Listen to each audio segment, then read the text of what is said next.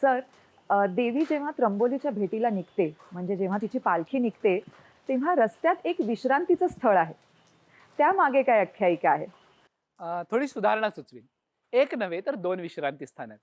करवीर निवासिनी ज्यावेळेला आपल्या प्रिय सखीच्या भेटीला निघते, त्यावेळेला पहिला टप्पा असतो, तो कोटी तीर्थावरती असलेल्या शाहू मिलच्या मध्ये. शाहू मिल ही साधारणपणे 1902च्या सुमाराला राजर्षी छत्रपती शाहू महाराजांनी उभारलेली मिल. कोल्हापुरात कापड गिरणी उभारण्याचं वेगळं धाडस महाराजांनी केलं. वास्तविक कोटी तीर्थाच्या तीरावरती ज्या ठिकाणी एका स्नानानं कोट्यावधी तीर्थांच्या स्नानांचं पुण्य मिळतं, असं ते तीर्थ, त्याच्या तीरावरती जगदंबेचा विश्राम. महाराजांच्या सूचनेनुसार हा विश्राम किंवा हा टप्पा आता शाहू मिलच्या आवारात पार पडतो. देवीचे चोपदार, रोशन नाईक, हवालदार ही सगळी मंडळी कोटी तीर्थाचं पूजन करतात आणि ते तीर्थ जगदंबेवरती प्रोक्षण करण्यासाठी आणतात. इथं असलेल्या गुरु महाराज आणि अंबाबाई या दोनही पालख्यांची आरती होते आणि देवी पुढच्या टप्प्याकडे म्हणजे टाकाळ्याकडे मार्गस्थ होते.